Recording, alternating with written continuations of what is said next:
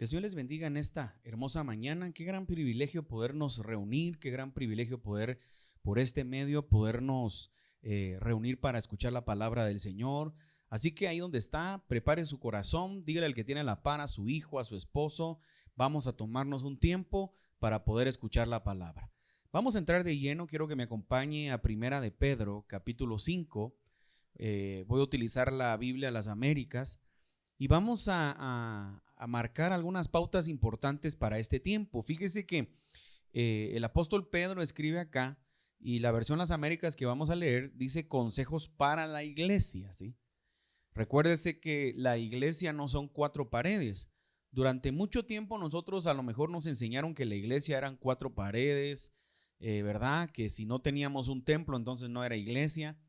Y bien interesante ver cómo muchos misioneros que vinieron a Guatemala y también muchos misioneros que se desarrollan en otras naciones, en África por ejemplo, la iglesia la hacían debajo de un árbol, ¿sí? Hay iglesias, hemos visto iglesias en el África que solamente están debajo de un árbol o no, ni siquiera debajo de un árbol, solo en lugares donde no hay mucho sol. Entonces bien interesante poder entender que la iglesia somos todos, que la palabra iglesia viene del griego eclesia y que significa la asamblea llamados afuera. Fíjese que es una de las características de esta palabra que me gusta mucho mencionar, porque dice que es la asamblea llamados afuera. O sea, imagínense que no somos llamados a estar en cuatro paredes y durante muchos años nos hemos acostumbrado a estar en cuatro paredes. Entonces la gente quiere servir en lugares muy preciosos. Bendito sea el Señor por todos esos templos hermosos que hay en Guatemala. Creo que en Guatemala hay muchos templos muy bellos y todavía los siguen habiendo los que conocemos y los que no conocemos. Hace unas semanas atrás andábamos con la familia en un departamento y me sorprendí cuando pasé en la ruta, en la carretera, veo un templo muy hermoso, ¿sí? Un templo cristiano muy lindo, que no le deja envidiar nada a los templos que usted conoce por televisión. Bueno, entonces lo importante es poder entender que la iglesia somos todos. La iglesia eres tú, la iglesia soy yo. Que la característica de esa palabra eclesía es la asamblea llamados afuera, es que somos llamados afuera para dar testimonio, para que nuestros frutos se evidencien delante de la gente, para que nuestro testimonio sea vivencial. Te pregunto en esta mañana, ¿cómo es tu testimonio delante de la gente? Fíjese que muchos de nosotros nos encantan los títulos, nos encantan las posiciones, nos encanta que nos vean. Yo tengo que decirle que durante ya una década, 2 décadas de estar sirviendo al Señor, es bien interesante cómo Dios ha procesado nuestro corazón y efectivamente no le voy a mentir, en alguna etapa de mi vida me gustaba a lo mejor la posición. Luego el Señor nos procesa, el Señor nos enseña a ser más humildes, el Señor nos enseña a valorar más lo que Él ha puesto sobre nosotros y efectivamente pues hoy yo le puedo decir que tenemos que entender que somos servidores del Señor. Nosotros no somos personas que venimos a aprovecharnos de los demás, sino somos servidores y nos llamó el Señor a servir. Así que con mi esposa estamos acostumbrados y nuestros hijos a servir. Como alguien dijo por ahí, el líder llega antes de que comience una actividad y es el que se va de último, y efectivamente muchas veces nos ha pasado eso. Yo creo que mucha gente que nos conoce ha visto que muchas veces hemos tenido actividad donde llegamos con mi esposa, somos los primeros, somos los últimos, y es parte de un servicio, de aprender a servir. Bueno, es bien importante entonces que yo le marco estas pautas para que podamos entender la característica de esa palabra, la asamblea llamados afuera. Porque hoy que nosotros estamos viviendo esto, que todavía estamos todavía en la pandemia, que todavía hay lugares que están cerrados, que todavía hay lugares donde los incrementos de los contagios siguen aumentando, donde vemos nosotros que la gente, algunos están falleciendo. Le he dicho una y otra vez que hemos estado pasando por un momento muy triste, muy doloroso, donde hemos perdido gente que amamos, gente que sin duda alguna la vamos a extrañar. Sabemos que muchos de ellos están en la presencia de Dios, están gozándose ya con el Señor, pero que como humanos los vamos a extrañar. Ahora bien, vamos de lleno a lo que la palabra dice para que podamos entender por qué es que le estoy hablando todo esto. Dice la palabra de Dios en Primera de Pedro, capítulo 5, verso 6. Dice, humillaos. Y fíjese que en la versión Las Américas hay una coma aquí. No sé, en la versión Las Américas, humillaos. Primer punto. La humillación es importante, hermano. Es importante que nosotros nos humillemos delante de Dios. ¿Sabe una cosa? Una de las características de la iglesia o de las personas que van a la iglesia es que hoy en día, hermano, hay mucha arrogancia en las personas. Fíjese que hace unos años atrás está en una red apostólica que el Señor ha permitido que podamos participar. Sin duda alguna hemos aprendido también de mucha gente, pero hubo la convención apostólica de la red, y entonces obviamente hay varios pastores adheridos, apóstoles, profetas, pero me causó gracia y lo cuento porque es gracioso. Un amigo en común que se dedica a todo lo que es digital, imprimir carnet digitales, etcétera, le tocó estar en esa convención. Entonces cuando llegaban los hermanos, él les decía, por ejemplo, su nombre, y la gente lo primero que anteponía no era su nombre, era su título, ¿verdad? Yo soy apóstol, yo soy profeta. No me puso aquí apóstol, yo no soy pastor. Entonces fíjese que se hizo calidad de broma o de chiste, decimos en Guatemala, porque él decía, wow, estos pastores sí que son, pero les encanta su título. Él también es cristiano, y fíjese que es parte de lo que hay verdaderamente. O sea, nosotros necesitamos mantener un corazón humilde, un corazón de humillación, porque a veces a la gente se nos olvida que los títulos que tenemos no nos hacen más grande que otra persona, no nos hacen más santos que otra persona, sino los títulos muchas veces, hermano, van a ser responsabilidades, y nuestro trabajo es hacer lo que el Señor nos mandó a hacer. Entonces, mientras tú estás haciendo lo que Dios te mandó a hacer, haz a un lado tu título y no le des la importancia al título que verdaderamente nosotros muchas veces vamos a anteponer antes que al servicio que prestamos. Hay muchos pastores que tal vez no se les ha dado el título de pastor, pero trabajan en la obra, trabajan a las personas, hacen más la obra del pastor que alguno que a lo mejor tiene el título con honores. Y así apóstoles, así profetas, evangelistas, maestros.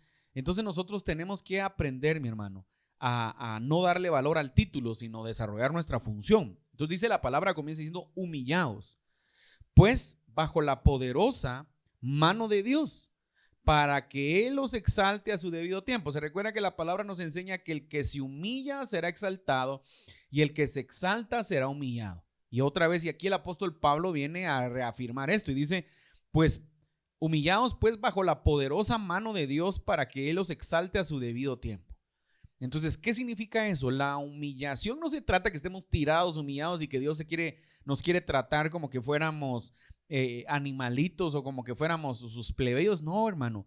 La humillación que está hablando acá la palabra es mantener un corazón correcto delante de Dios, es mantener un corazón atinado delante de Dios, es mantener un corazón que se acerque al corazón de Dios, mantener un corazón como el de Cristo Jesús, es mantener un corazón, hermano, que no anteponga sus títulos. Bueno, yo le estoy hablando de títulos ministeriales. Hablemos de aquellos que son profesionales, porque yo sé que nos ven muchos profesionales. Hablemos de aquellos que son profesionales, y mire que dentro del ministerio tenemos gente muy linda que está con nosotros, que son de bendición también, que comparten la palabra del Señor y que son profesionales, abogados, médicos, ingenieros, arquitectos. Y qué interesante es que muchas veces la gente se siente más grande o se siente más importante por el título que pueda tener. Mire, yo me encuentro con mucha gente que le gusta tronarle los dedos a la gente porque tal vez es licenciado, tal vez tiene gente a su cargo. Yo le digo a la gente, la iglesia, hermano, la iglesia de Cristo no es una organización. La gente, a mí me molesta mucho, yo lo he enseñado por años, porque yo conozco pastores que dicen la iglesia hay que trabajarla como una organización. La iglesia no es una organización, la iglesia es un cuerpo. Y cuando la gente trabaja en la iglesia o trata a la iglesia como una organización, yo creo que ahí es donde hay muchos ministerios que se han perdido, ¿sí? Hermano, pero es que hay que saber administrar. Yo no estoy diciendo que no hay que administrar la iglesia, yo no estoy diciendo que no hay que tener una estructura, yo estoy diciendo que una iglesia no se pastorea como una organización. Porque en una organización, hermano, usted le trona el dedo a la gente porque usted, si es el empresario, si es el dueño, si es el gerente, obviamente la gente que está debajo de usted, sus subordinados, como usted le quiera llamar, usted va a tener que exigirles porque usted es el gerente, usted es el dueño, usted les paga un sueldo. Hermano, pero en la iglesia de Cristo somos un cuerpo. Y una de las características del cuerpo es el amor. Cuando nosotros nos damos cuenta en la iglesia, del Nuevo Testamento, en el libro de Hechos, nos vamos a dar cuenta de una iglesia que dice que tenían todo en común, que compartían juntos en las casas, que dice la palabra que cuando habían necesidades en Jerusalén, dice que vendían las propiedades y solventaban las necesidades de los demás. Mire, Para hacer eso, hermano, tiene que haber un nivel de amor magnánimo que el Espíritu Santo manifestaba para que, imagínense, si yo tengo una propiedad y veo a un hermano en crisis, yo lo voy a ayudar. Cualquiera puede decir eso, hermano, eso es torpe, porque eso no se debe de hacer. Otro día vamos a hablar por qué es que en Jerusalén se hizo eso en ese tiempo de los apóstoles. Lo que yo quiero que podamos entender es entonces que la palabra nos enseña, hermano, nos enseña a mantenernos humillados, ¿sí? Esa humillación es importante, hermano, para que ningún ego crezca. De verdad, hermano, conozco mucha gente que está en las iglesias, que tienen liderazgos y que tienen hasta títulos ministeriales y que sin duda puede ser que sí lo tenga, pero que tiene un carácter no procesado, hermano. Son abusivos, tratan a la gente mal, tratan a la gente inadecuadamente, tratan a la gente de una manera incorrecta. Entonces nosotros tenemos que entender lo que el Señor quiere que nosotros hagamos en este tiempo. ¿Qué es lo que el Señor quiere? El Señor quiere que nosotros seamos humildes, que mantengamos una característica de humillación, que mantengamos una característica donde el Señor pueda ver en nuestra vida, pueda ver cómo verdaderamente evidenciamos el amor del Señor. Prepárese, hermano, hermana, porque creo yo que todavía hay mucha arrogancia dentro de las iglesias, todavía hay mucha arrogancia dentro de la gente que sirve. La gente que sirve muchas veces trata mal a los demás, trata si tiene mayor posición económica, ve a los demás de una característica incorrecta, y dice la palabra que el Señor no hace acepción de personas. Entonces tenemos que tener mucho cuidado de guardar nuestro corazón y de no cometer ese error de que vengamos a crecer en un corazón equivocado. Otra vez leamos, dice, pues bajo la poderosa mano de Dios, para que Él os exalte en su debido tiempo, echando toda vuestra ansiedad sobre Él, porque Él tiene cuidado de vosotros. Mire, el apóstol Pedro escribe esto, y recuérdese que Pedro fue un hombre procesado.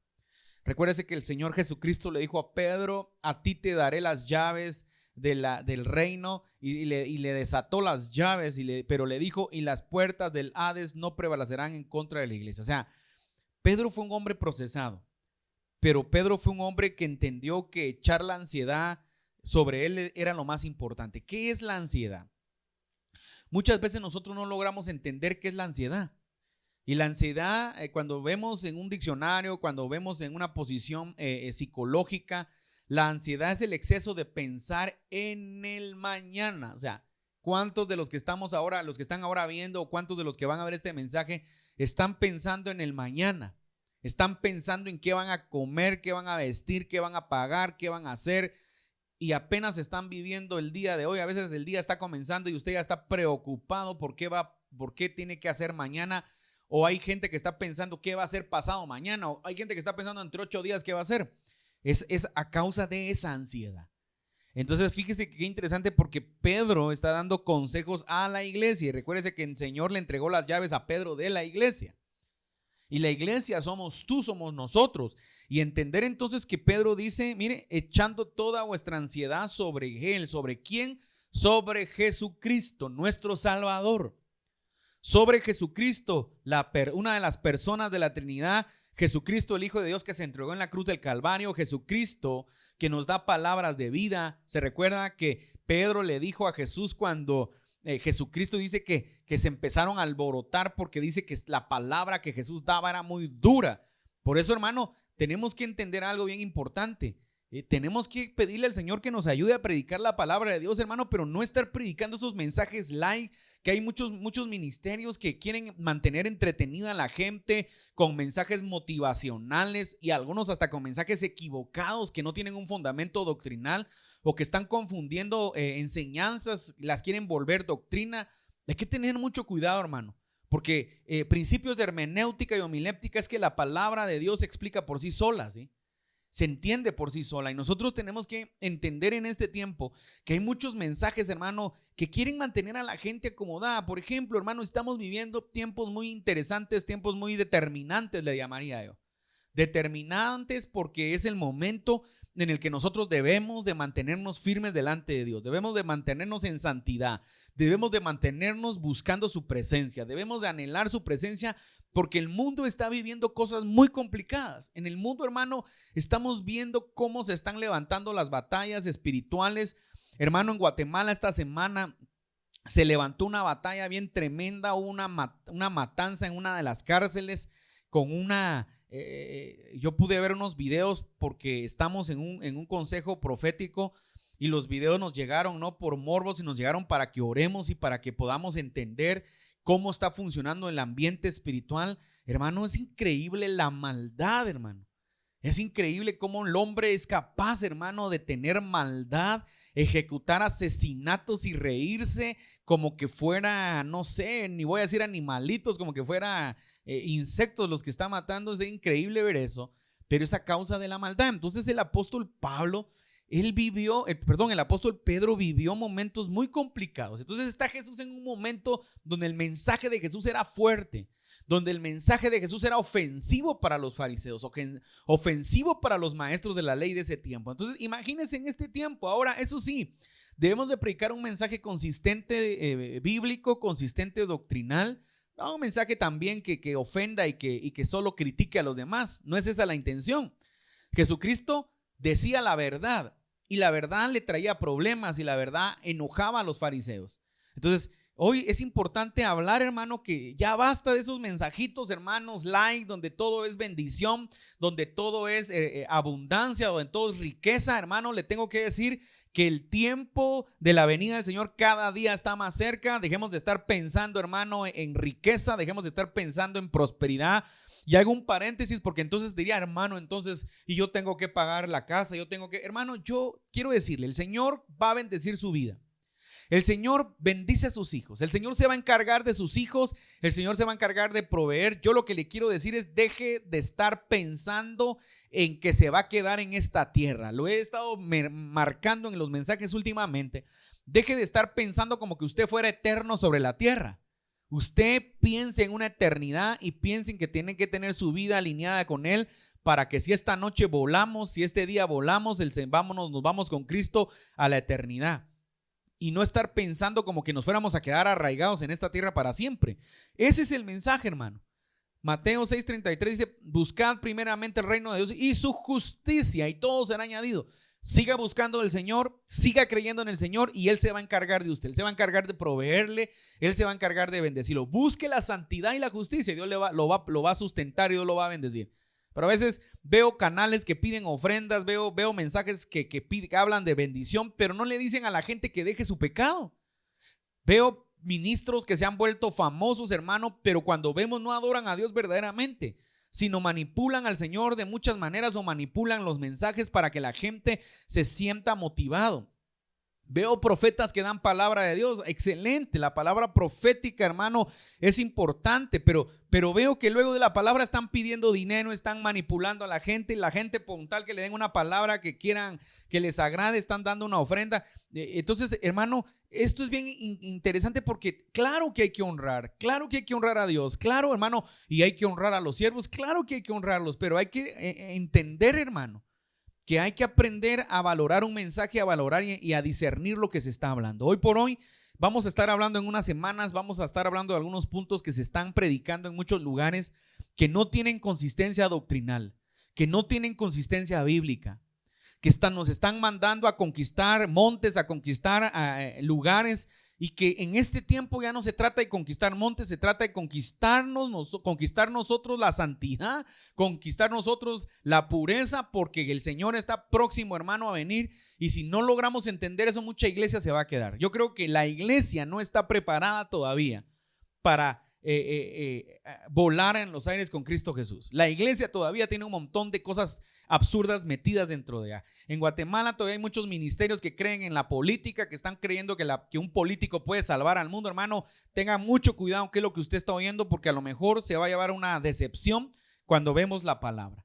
Sin embargo, el apóstol Pedro habla de la humillación. Entonces dice: echar la ansiedad sobre él porque él tiene cuidado de vosotros. Entonces se recuerda que Pedro, hay una discusión y Jesús está predicando un fuerte mensaje, un duro mensaje, y se empiezan a ir algunos de sus seguidores, y entonces le dice: ¿queréis irse vosotros también? Y Pedro dice: maestro, ¿a quién iremos si solo tú tienes palabras de vida eterna? Entonces, entender que solamente Él tiene palabras de vida eterna es importante para el cristiano y para la iglesia de Cristo en este tiempo. Es importante entender que Él tiene palabras de vida eterna. Sus palabras son vida, y vida en abundancia, pero dan vida eterna. ¿Qué significa eso? Que si usted y yo morimos hoy en Cristo Jesús, hermano, vamos a la presencia del Señor, vamos a estar con Él, vamos a gozarnos por la eternidad. Pero si usted muere sin el Señor, usted muere en una condición equivocada, usted muere en una condición de pecado, en una condición oculta, pues usted va a tener que darle cuentas al Señor. Entonces el apóstol Pedro entendió que el estar pensando en el mañana, estar pensando en lo porvenir, estar pensando, hermano, y aquí quiero hacer un paréntesis porque a veces la gente confunde esto con la planificación y dice la gente, hermano, pero entonces está mal porque hay que planificar. Hermano, yo creo que hay que planificar en una empresa, que hay que planificar tal vez en una iglesia, se planifican eventos, se planifican estudios si usted quiere. Se planifican muchas cosas, pero yo estoy hablando de que la ansiedad es el exceso de estar pensando en el mañana. Aquella gente acaba de ir a pagar la cuota tal vez de alguna deuda y ya está pensando en la otra cuota del otro mes. Hermano, descanse en el Señor, confíe en el Señor, busque al Señor y tenga por seguro que el Señor le va a proveer, le va a sustentar, lo va a ayudar, lo va a sorprender, pero no podemos estar ya temblando y no dormir por estar pensando en la siguiente cuota y acaba de ir a pagar una. Imagínense, conozco mucha gente con ese problema.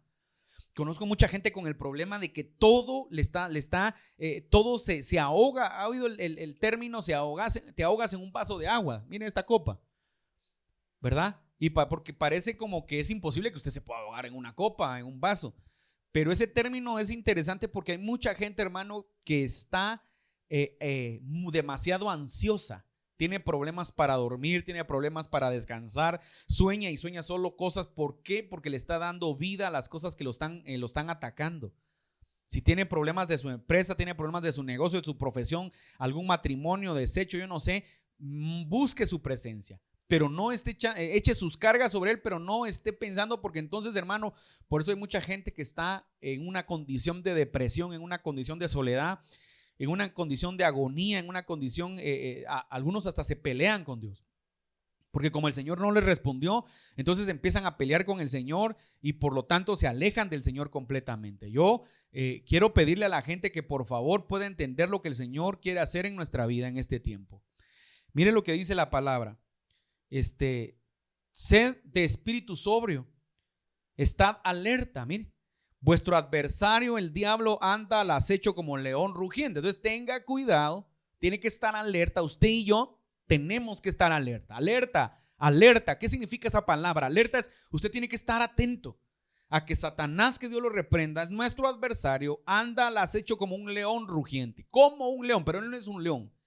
Ahora, la característica del león es que el león puede ser un animal cazador, sigiloso, devorador, carnívoro, ¿verdad?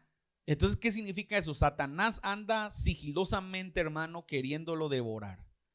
Por eso tenemos que mantenernos alerta. La iglesia de Cristo, escúcheme iglesia, la iglesia de Cristo tiene que estar alerta. Alerta a lo que está pasando en este tiempo.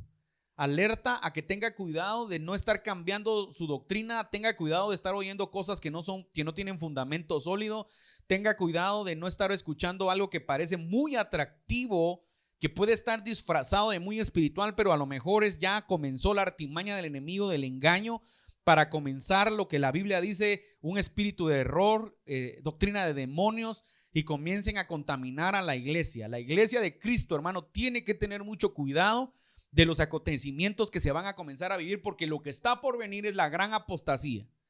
Eso significa que mucha gente se va a apartar de la verdad y no sabemos, porque a veces creemos que la apostasía va a hacer que nos vamos a apartar para el pecado. ¿Sabe una cosa? Mucha de la apostasía que va a venir es doctrinas de engaños, enseñanzas erráticas, que la gente va a creer que está correctamente lo que está escuchando, pero no. Hermano, ¿y cómo descubro esto? Entonces, por eso dice la palabra, estad alerta. Vuestro adversario el diablo anda al acecho como león rugiente, buscando a quien devorar, pero resistirle firmes en la fe, sabiendo que las mismas experiencias de sufrimiento se van cumpliendo en vuestros hermanos en todo el mundo. Entonces, yo le quiero decir algo bien importante a usted: manténgase firme en la fe. Y recuérdese que la fe es parte de la doctrina de Cristo, es parte de la doctrina fundamental de la iglesia. Por lo tanto, no esté cambiando su manera de pensar si está escuchando algo. Me molesta cuando oigo gente que escucha un predicador escucha algo que le parece interés bonito y ya mañana ya está queriendo predicar. Tiene que tomarse un tiempo muchas veces para analizar, como los de Berea. Dice la palabra que había un pueblo, en la Biblia había una iglesia de Berea que dice que cuando Pablo predicaba, ellos estaban escudriñando para ver si lo que decía era verdadero. Imagínese eso. Y usted y yo necesitamos mantenernos como los bereanos, estar atentos, hermano, si lo que estamos oyendo tiene un fundamento verdaderamente bíblico o es verdaderamente sólido, hablar de muchas cosas que se están enseñando en este tiempo. Miren lo que pasó en Estados Unidos durante las elecciones, muchos ministros hablando cosas de política, metiéndose a la política, creyéndose que un hombre es el salvador. Mire, hermano, yo creo que el presidente Donald Trump hizo muchas cosas positivas por Estados Unidos y tal vez por el mundo, pero él no era Dios, hermano. Él era un hombre que Dios utilizó para mover piezas fundamentales, pero mucho ministro se pierde y cree que se va a quedar en la tierra, hermano, y los acontecimientos finales se tienen que acelerar. Es más, yo se lo he estado diciendo, Dios nos habló que los acontecimientos finales iban a acelerar para que pudiéramos entender que lo que está en su palabra es verdadero. Entonces, y todavía hay gente que cree que no va a pasar que no se va a dar ninguno de los acontecimientos. Todavía hay gente que cree que todavía nos quedan unos 100 años y que todavía vamos a seguir adelante. Yo no le puedo dar una fecha, hermano, porque la gente pregunta constantemente sobre los acontecimientos que estamos viendo de Israel y es interesante hablar de eso, es bien interesante.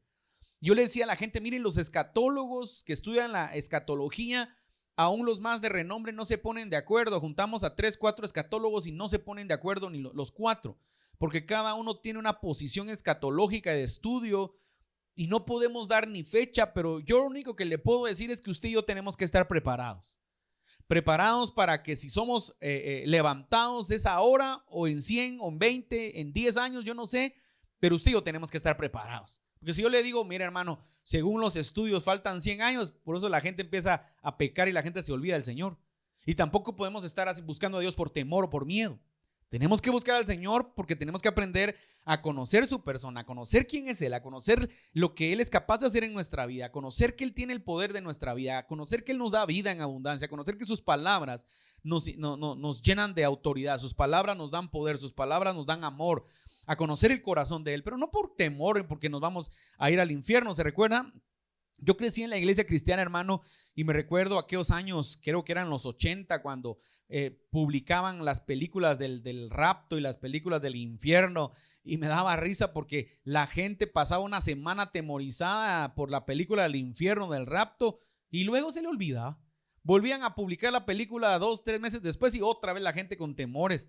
Y cuando digo la gente, le puedo decir que hasta familiares, ¿verdad? Atemorizados, y luego se les olvidaba. Entonces no tenemos que buscar a Dios con un miedo de porque nos vamos a ir al infierno, porque Él es nuestro Padre, porque Él quiere que nosotros lo conozcamos. Entonces la resistencia de la fe o una fe firme es importante para poder entender, hermano, que mire, estamos en un momento, hermano, donde mucha gente está siendo probada. Esta pandemia, hermano, vino a probar los corazones de la gente, vino a probar en qué estaba su fundamento. Vino a probar, por ejemplo, hablemos de aquellos matrimonios que su fundamento estaba en el dinero y la empresa quebró, el negocio quebró. Entonces, cuando ya no hay dinero, se rompió el amor. En eso estaba fundamentado el matrimonio, etcétera, etcétera, hermano. Tantas cosas que podemos hablar. Esta pandemia vino a probar a la iglesia, vino a ver si la iglesia estaba preparada para adorarle. Lo hemos hablado durante mucho tiempo. A veces la gente cree que estoy molesto porque a lo mejor como el pastor no se le conecta. No, hermano, es que la naturaleza de la gente es que cuando estamos en esta proyección en línea, la gente no se compromete, la gente se apaga, la gente no aparta una ofrenda y dice vamos a ofrendar, no por el pastor, sino ofrendar porque quiero guardar, porque quiero atesorar, porque quiero tener bendición, que abunde los tesoros en el cielo que habla la palabra. La gente no le pone importancia a eso.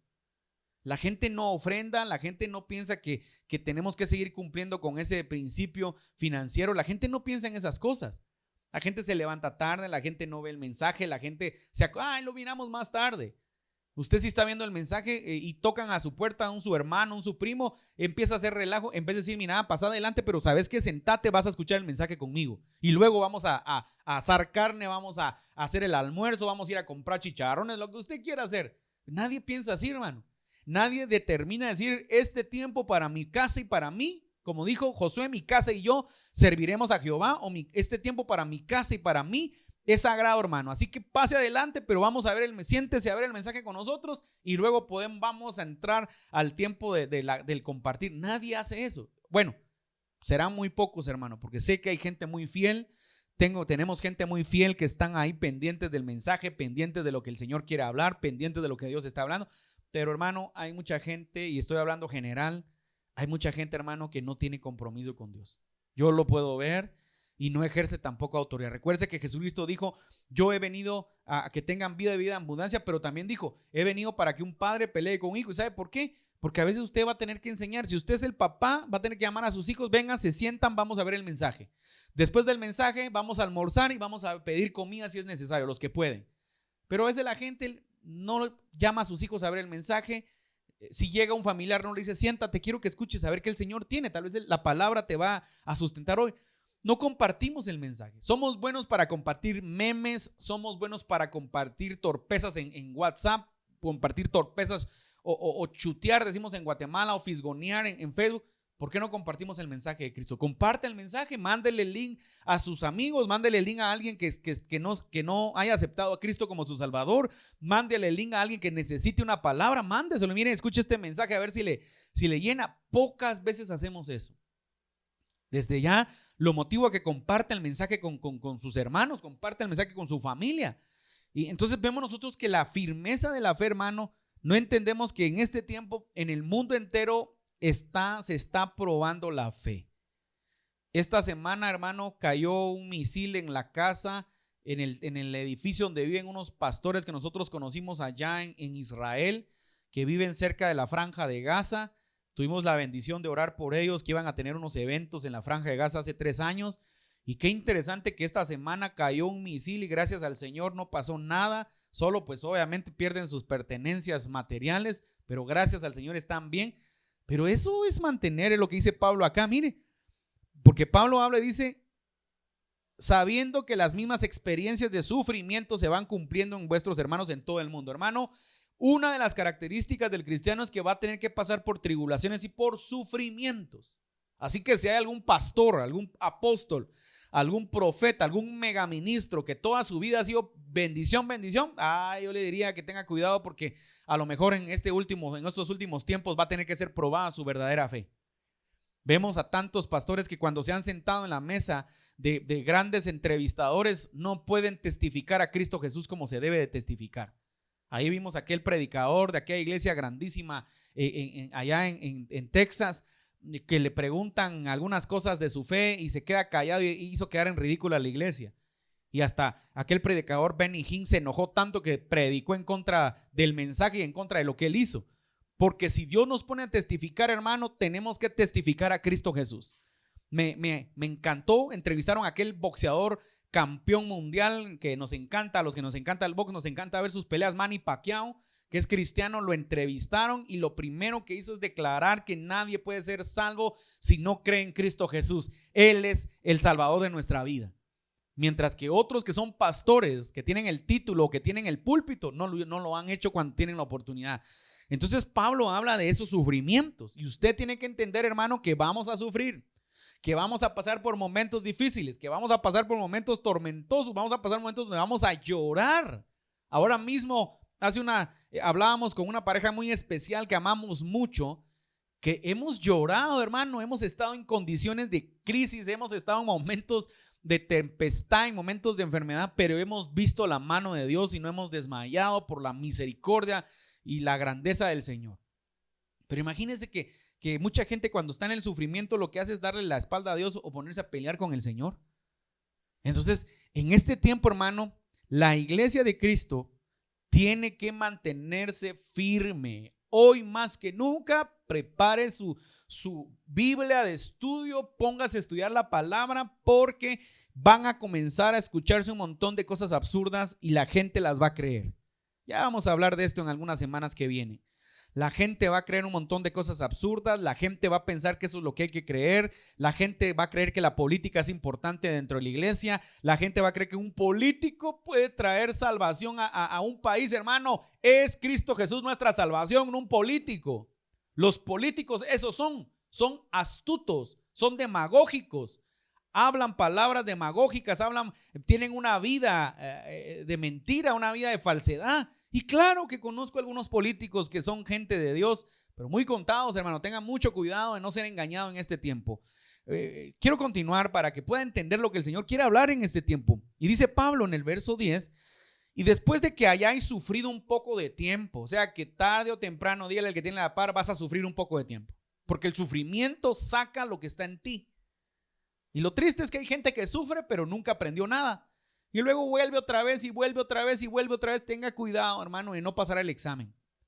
Tenga cuidado de imitar al pueblo de Israel.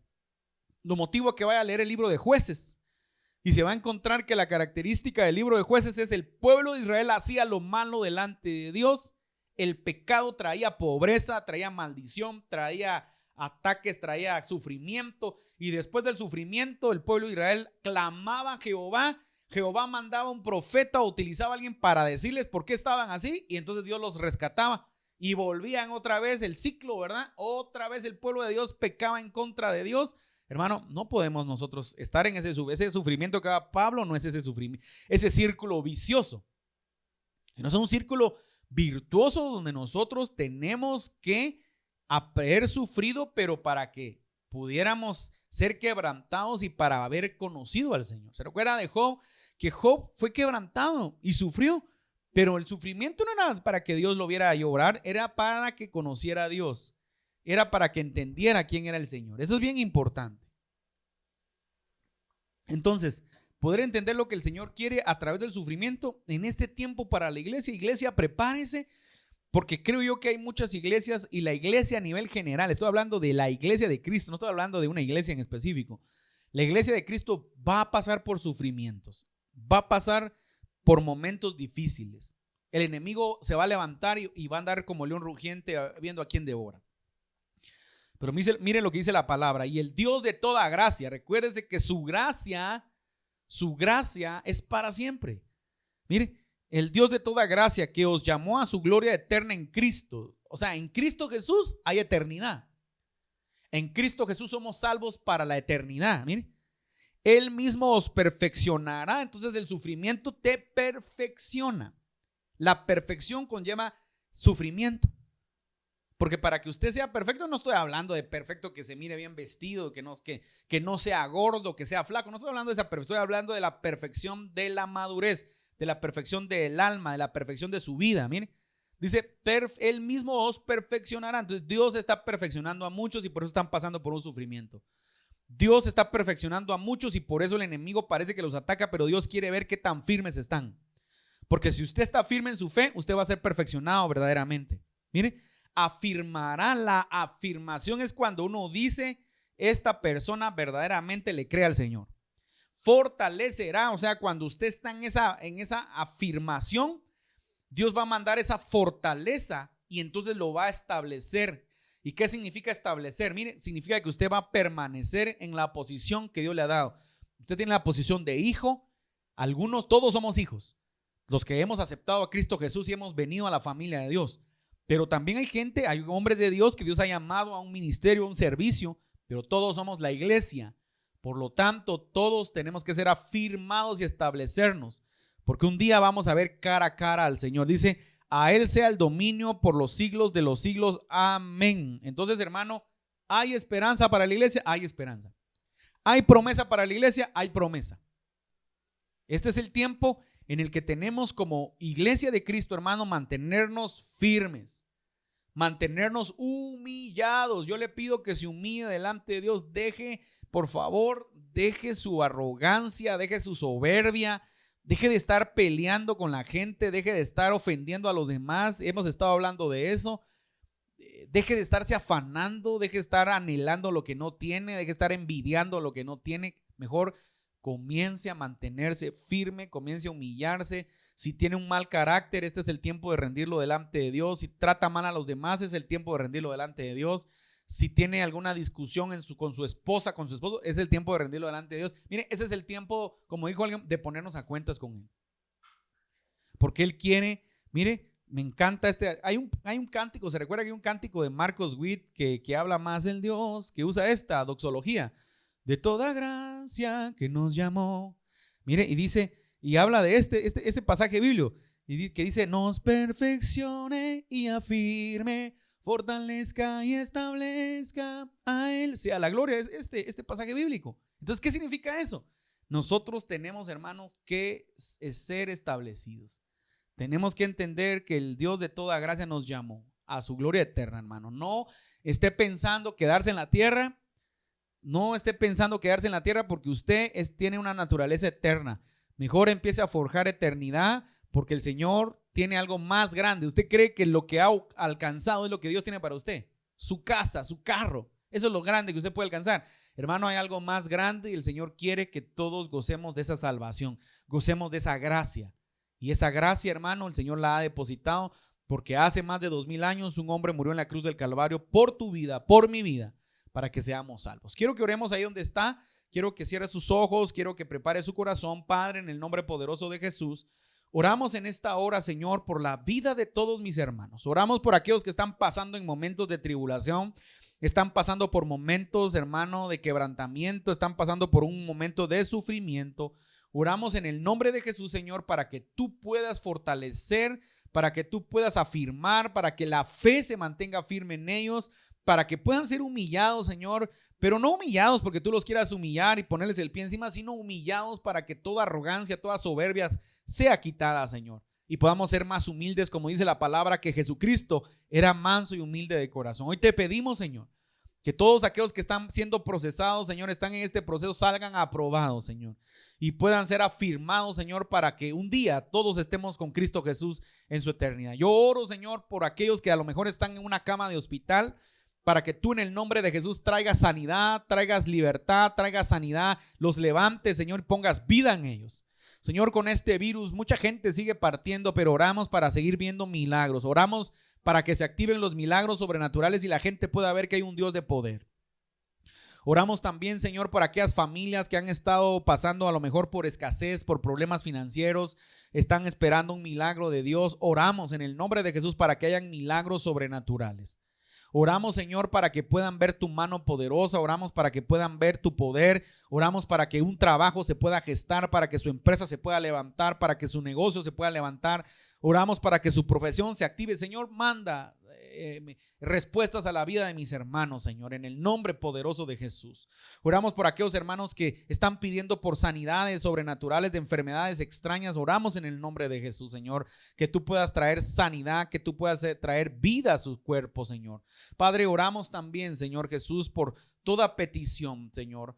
Padre, perdona tanta sangre derramada inocente en Guatemala, en México, en Estados Unidos y en muchos países del mundo. Perdona tanta sangre derramada inocentemente, Señor. Ten misericordia de estas naciones. Padre, utiliza nuestras vidas para hacer luz y para predicar tu palabra. Oramos, Señor, para que nos guardes y nos libres de todo peligro. Quiero orar también por los fieles diezmadores y los fieles ofrendadores. Señor, bendice a los hermanos que son fieles con sus diezmos, fieles con sus ofrendas, Señor. Desata provisión abundante, como dice tu palabra, hasta que sobreabunde. Reprende al devorador, Señor, y bendícelos de tal manera que sus graneros, Señor, rebosen. Padre, bendice a todos aquellos que nos ven en diferentes lugares, en diferentes naciones, que cada uno pueda ser afirmado, Señor, su fe pueda ser firme, Padre, y que puedan ser humillados para que podamos pasar al nivel y a la estatura que tú deseas, Señor. En este tiempo te agradecemos, Señor, confiamos en ti, creemos en tu palabra y creemos en tus promesas, en el nombre poderoso de Cristo Jesús. Que el Señor les bendiga, mis amados hermanos. Sigamos buscando del Señor, sigamos anhelando de Él, sigamos cada día buscando su rostro, porque seguro el Señor tiene preparado algo especial para nosotros. Que el Señor les bendiga a cada uno en sus hogares.